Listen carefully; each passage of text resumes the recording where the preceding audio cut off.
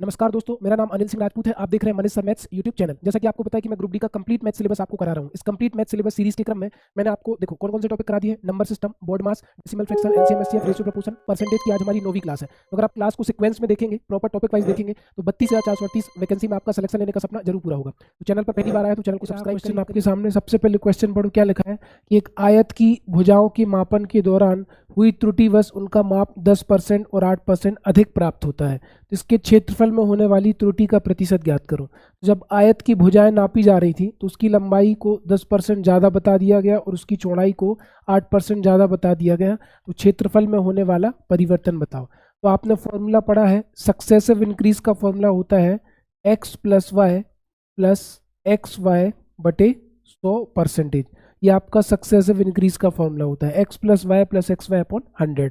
तो x की जगह मैं 10 रखूंगा, y की जगह मैं 8 रखूंगा। तो ध्यान से देखना, 10 प्लस 8 प्लस 10 गुणा में 8 बटे 100। तो आप क्या कहोगे, 10 में 8 जोड़ा तो कितना हो गया 18 प्लस 0 से 0 कट गया। अब अगर मैं इस 0 को नीचे से हटाऊंगा तो देखो 8 एकम 8, ऊपर तो 8 आ रहा है, नीचे से 0 हटाऊंगा तो 8 के पहले दशमलव लगेगा, यानी कि हो जाएगा 0.8। और 18 में 0.8 जोड़ूंगा तो आंसर क्या आएगा 18.8%। अगले सवाल की तरफ चलते हैं। अगला सवाल है कि वर्ग की प्रत्येक भुजा में 50% की वृद्धि होती है तो उसके क्षेत्रफल में कितने प्रतिशत का परिवर्तन होगा। तो आपको पता है कि वर्ग एक ऐसा चतुर्भुज होता है जिसकी चारों भुजाएं समान होती हैं, है ना, जिसकी चारों भुजाएं समान होती हैं, और जो वर्ग का क्षेत्रफल होता है वो भुजा का वर्ग यानी कि ए वर्ग होता है। प्रत्येक भुजा में 50% की वृद्धि की। सक्सेसिव इंक्रीज का फॉर्मूला क्या होता है, एक्स प्लस वाई बटे 100%, है ना। अब आप कहोगे प्रत्येक भुजा में, यानी कि x को भी मैं 50 मानूंगा, y को भी मैं 50 मानूंगा, तो ये कितना हो जाएगा 50 प्लस 50 प्लस 50 गुणा में 50 बटे कितना हो गया मेरे भाई, बटे 100 हो गया। अब आप क्या करोगे, ऊपर के जो दो जीरो हैं वो नीचे के दो जीरो से कट जाएंगे। 50 और 50 100, पचम 25, 100 में 25 जोड़ा तो उसके क्षेत्रफल में 125% की क्या हो जाएगी, वृद्धि। अगले सवाल की तरफ चलते हैं। अगला सवाल है किसी बेलन की त्रिज्या को 10% बढ़ा दें और उसकी ऊंचाई को 40% कम कर दें तो बेलन के वक्र पृष्ठीय क्षेत्रफल में कितने प्रतिशत की कमी आएगी। वही फॉर्मूला लगेगा, सक्सेसिव इंक्रीज बराबर क्या होता है, एक्स प्लस वाई, क्रमागत वृद्धि दर बराबर x plus y plus x y बटे 100%। अब क्वेश्चन में क्या लिखा है, त्रिज्या को 10% बढ़ा दो, ऊंचाई को कम कर दो, तो एक्स की जगह 10 आएगा प्लस वाई की जगह -40 आएगा प्लस x की जगह 10 आएगा इंटू वाई की जगह -40 आएगा बटे कितना होगा मेरे भाई, बटे होगा 100। देखो ऊपर के जो दो जीरो हैं वो नीचे के दो जीरो से कट गए। पहले लिखा 10 प्लस माइनस का गुणा -40 हो गया, प्लस माइनस का गुणा माइनस, 4 एकम 4, यहाँ पर आ गया 4। तो आप कहोगे 10 ऋण 40 और ऋण 4 जुड़कर हो गया ऋण के 44। अब 44 में से 10 जाएगा तो बचेगा 34 और चिन्ह आएगा माइनस का, बड़ी संख्या का चिन्ह आता है, क्योंकि 44 बड़ी संख्या है, 10 छोटी संख्या है, 44 का चिन्ह माइनस है। तो -34 का मतलब 34% की कमी हो जाएगी उसके पृष्ठीय क्षेत्रफल में। अगले सवाल की तरफ चलते हैं। अगला सवाल है किसी वर्ग की दो आसन्न भुजाओं की लंबाई में क्रमशः 35% और 25% की वृद्धि की जाती है तो प्राप्त आयत का क्षेत्रफल वर्ग के क्षेत्रफल से कितना अधिक होगा। तो फिर वही सवाल है, आप कहोगे सर x की जगह रखूंगा मैं 35 प्लस सक्सेसिव इंक्रीज बराबर x की जगह 35 प्लस y की जगह 25 प्लस x की जगह 35 गुणित y की जगह 25 बटे 100, है ना। 35 में 25 जुड़ेगा तो 30 और 30 कितने हो गए 60 प्लस 35 का 25 में गुणा करोगे तो एक ट्रिक मुझे पता है जिससे मैं इसका गुणा डायरेक्ट लिखूंगा 875 बटे 100। अगर मैं नीचे से दो जीरो हटाऊं तो दो अंक पहले दशमलव लगेगा, यानी कि यहाँ पर दशमलव लगेगा, तो ये कितना हो जाएगा 8.75। तो 60 में 8.75 जोड़ा तो 68.75 इसका आंसर होगा। अगले सवाल की तरफ चलते हैं। यदि किसी भूमि के आयताकार भूखंड की लंबाई चौड़ाई को क्रमशः 10% और 8% बढ़ा दिया जाए तो इसके क्षेत्रफल में होने वाली वृद्धि। अभी मैंने आपको बताया था कि अगर किसी भुजा को 10% बढ़ा दें और 8% बढ़ा दें तो जो होने वाला परिवर्तन होगा वो कितना होगा, 18.8% की वृद्धि होगी। इसके पहले हमने सॉल्व किया था। अगले क्वेश्चन की तरफ चलें। यदि किसी वृत्त की त्रिज्या में 35% की कमी होती है तो इसका क्षेत्रफल क्या होगा। तो आप जानते हो वृत्त क्या होता है, ये आपका वृत्त है और वृत्त के केंद्र से परिधि को स्पर्श करने वाली रेखा वृत्त की क्या कहलाती है, त्रिज्या। हम सभी जानते हैं जो वृत्त का क्षेत्रफल होता है वो होता है पाई आर स्क्वायर। आर को मैंने कितना मान लिया, आर को मैंने मान लिया कि माना कि जो वृत्त की त्रिज्या है वो कितने इकाई है, 10 इकाई है, तो आर का वर्ग यानी कि 10 का वर्ग 100 पाई। क्षेत्रफल कितना हो जाएगा मेरे भाई, 100 पाई। अब इसमें लिखा है कि वृत्त की त्रिज्या में 35% की कमी कर दो, तो 10 का 35% कितना होगा, 10 का 35% होगा 3.5। तो 10 में से 3 गए 7, आधा और गया तो 6.5। अब हमारी जो त्रिज्या बची वो कितनी बची, 6.5।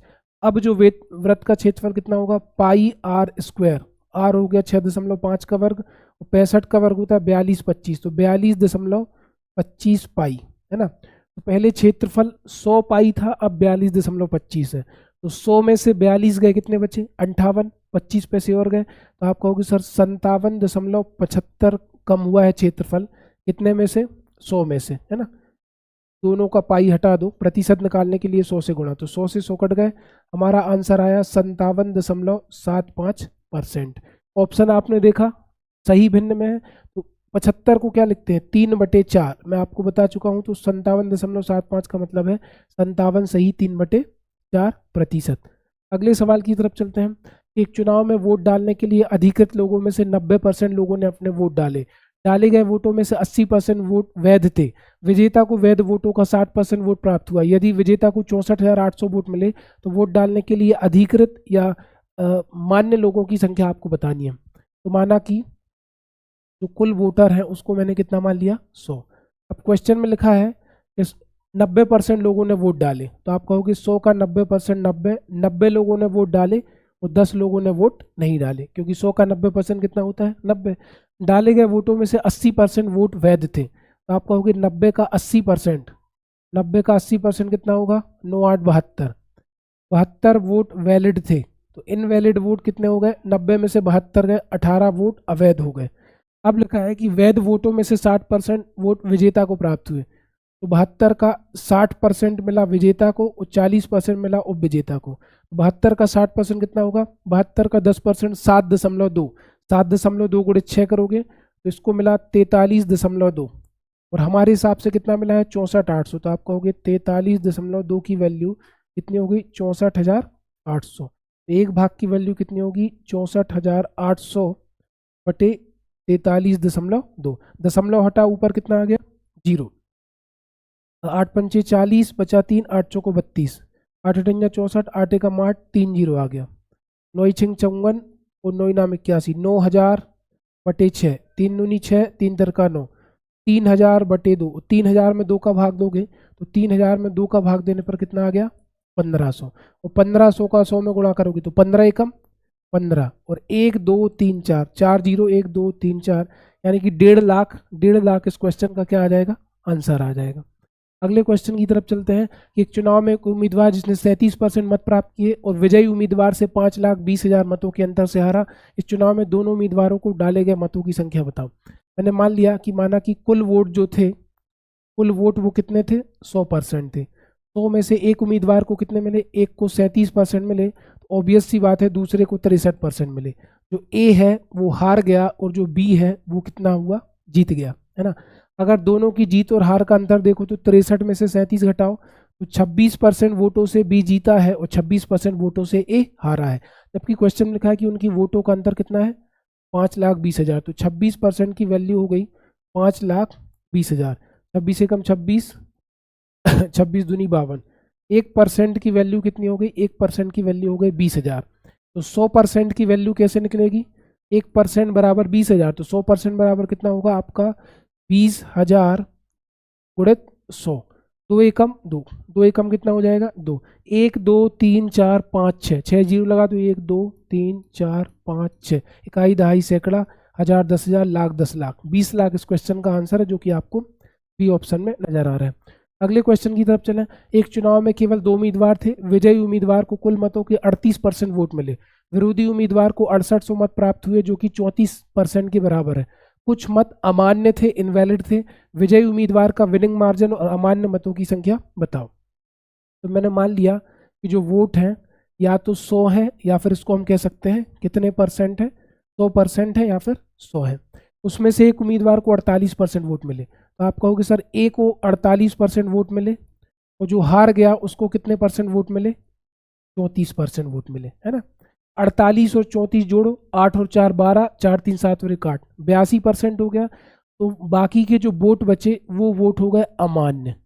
100 में से 82 घटाओ तो अमान्य मतों की संख्या कितनी आ गई मेरे भाई, 18%।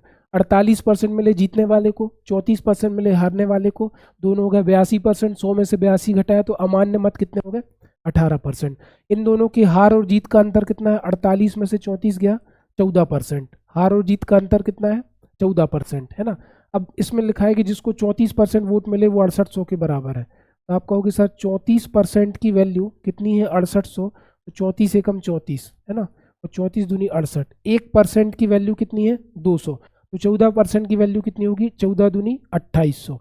18% की कितनी होगी, 18 दूनी 3600।